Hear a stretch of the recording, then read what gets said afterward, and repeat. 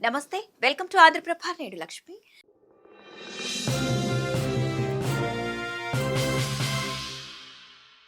GHMC ఎన్నికల నగారం మోగకముందే నగరంలో రాజకీయ వేడి రాజుకుంది. గతంలో కేసీఆర్ డబుల్ బెడ్రూమ్ హామీతో పేదల ఓటు బ్యాంకును ఏకపక్షంగా తన వైపు తిప్పుకున్న వ్యూహాన్నే ఇప్పుడు అధికార కాంగ్రెస్ పార్టీ ఇందిరమ్మ ఇళ్ల దరఖాస్తుల రూపంలో రీక్రియేట్ చేస్తుందా?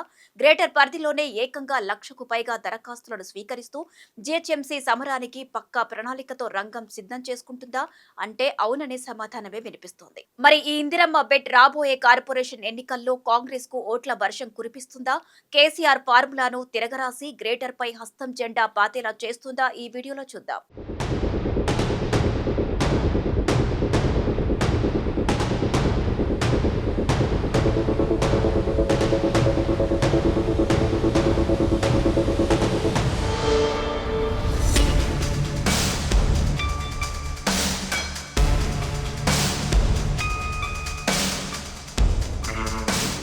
గ్రేటర్ హైదరాబాద్ పాలిటిక్స్ లో సొంతిల్లు అనేది దశాబ్దాలుగా ఓటర్లను ప్రభావితం చేస్తున్న అంశం.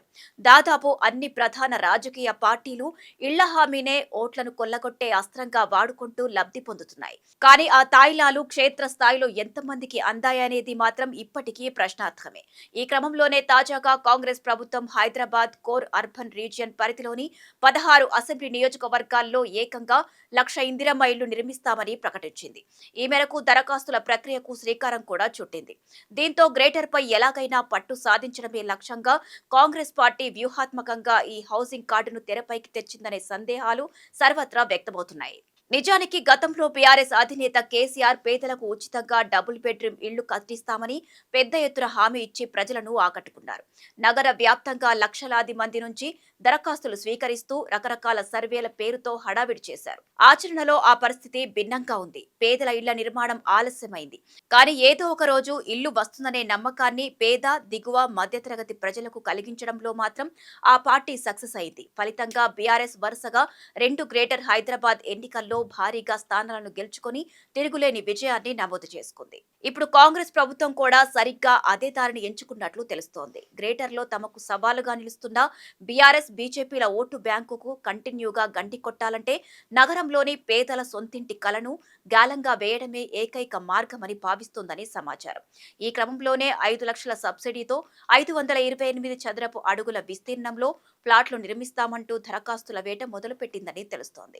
సరిగ్గా ఎన్నికల ముందు సర్వేలు, లాటరీలు, లబ్ధిదారుల జాబితా పేరుతో హడావిడి చేస్తూ నగర ప్రజల చూపును కాంగ్రెస్ వైపు తిప్పుకోవడమే ఈ దరఖాస్తుల డ్రైవ్ ముఖ్య ఉద్దేశమని పొలిటికల్ సర్కిల్స్ లో చర్చ నడుస్తోంది. అయితే ఇక్కడే ఓ ప్రశ్న తెరపైకి వచ్చింది. గత బీఆర్ఎస్ ప్రభుత్వ హయాంలో కొల్లూరు, రాంపల్లి, జవహర్ నగర్ వంటి శివారు ప్రాంతాల్లో నిర్మించిన వేలాది డబుల్ బెడ్రూమ్ ఇళ్ల పరిస్థితి ఏంటి అని పూర్తయిన ఆ ఇండ్లను ఇప్పుడు లబ్ధిదారులకు పంపిణీ చేస్తే ఆ ఘనత ఎక్కడ కేసీఆర్ ఖాతాలోకి వెళుతుందనే భయం అధికార కాంగ్రెస్ ను వెంటాడటం సహజమే.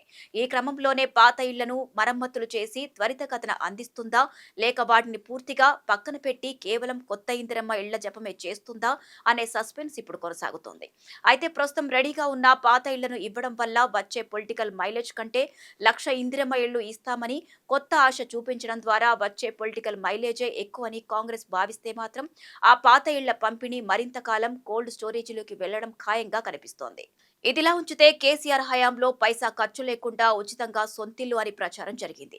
కానీ ప్రస్తుత కాంగ్రెస్ ఇందిరమ్మ పథకంలో లబ్ధిదారుడే 6 లక్షల వరకు భరించాల్సి రావడం కొత్త ఆర్థిక సమీకరణాలకు దారితీస్తోంది. నగర పేదలకు ₹100 అప్లికేషన్ ఫీజు, ₹10,000 అడ్వాన్స్ కట్టడం పెద్ద భారంగా అనిపించకపోయినప్పటికీ రేపు ఇల్లు మంజూరయ్యాక మిగతా లక్షల రూపాయల బ్యాంకు రుణాలు పొందడం, ఆ అప్పులు తీర్చడం సాధ్యమేనా అనే సందేహాలు కలుగుతున్నాయి.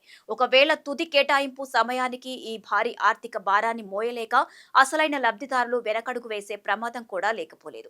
పైగా గతంలో డబుల్ బెడ్రూమ్ ఇళ్ల కోసం దరఖాస్తులు ఇచ్చి ఏళ్ల తరబడి నిరీక్షించి మోసపోయామన్న ఆగ్రహం గ్రేటర్ ఓటర్లలో బలంగా ఉంది. ఇప్పుడు నగర ప్రజలు కేవలం దరఖాస్తు ఫారాలు నింపగానే ఓట్లేసినంత అమాయకంగా ఏమీ లేరు. ఈ పరిస్థితుల్లో కాంగ్రెస్ ప్రభుత్వం కూడా ఇళ్లను వేగంగా పూర్తి చేయకుండా కేవలం దరఖాస్తుల స్వీకరణకే పరిమితమైతే ఆ నిరాశ, అసంతృప్తి రివర్స్ అయ్యి మున్సిపల్ ఎన్నికల్లో హస్తం పార్టీకి గట్టి షాక్ తగిలినా ఆశ్చర్యపడాల్సిన పనిలేదు. అయితే హైదరాబాద్ రాజకీయాల్లో పార్టీలు సొంతింటి ఆశను ఎన్నికల అస్త్రంగా మార్చుకోవడం కొత్త కాకపోయినా కేసీఆర్ ఫార్ములానే కాంగ్రెస్ గుట్టిగా నమ్ముకుంటే మాత్రం దెబ్బతినే ప్రమాదం ఉందనే అభిప్రాయాలు వ్యక్తమవుతున్నాయి. కేవలం అప్లికేషన్లు తీసుకోవడం, హడావిడి చేయడం అనేవి టెంపరరీ పొలిటికల్ మైలేజ్ మాత్రమే ఇస్తాయి, కానీ అసలైన ఓట్లు పడేది మాత్రం పేదల చేతికి ఇంటి తాళాలు ఇచ్చినప్పుడే. డబుల్ బెడ్రూమ్ హామీలో బీఆర్ఎస్ ఎక్కడైతే ఆలస్యం చేసి ప్రజల నమ్మకాన్ని కోల్పోయిందో అక్కడ కాంగ్రెస్ వేగంగా అడుగులు వేయాల్సి ఉంటుంది. మొత్తానికి సొంతింటి కలను చూసి ఓట్లను రాల్చుకోవాలనే కాంగ్రెస్ వ్యూహం గ్రేటర్ రాజకీయాన్ని వేడెక్కిస్తోంది. గతంలో బీఆర్ఎస్ చూపిన ఆశలు, చేసిన ఆలస్యం, అసంతృప్తిని మరిచిపోని నగర ఓటర్లు ఇప్పుడు కాంగ్రెస్ వేసే ప్రతి అడుగును నిశ్చితంగా గమనిస్తున్నారు. ఈ క్రమంలోనే రేవంత్ రెడ్డి సర్కార్ కూడా ఇందిరమ్మ ఇళ్ల హామీలను కాగితాలకే పరిమితం చేస్తుందా, లేక ప్రాజెక్టులను పూర్తి చేసి అర్హులైన పేదల చేతుల్లో తాళాలు పెడుతుందా అనేది ఇక్కడ కీలకంగా మారింది.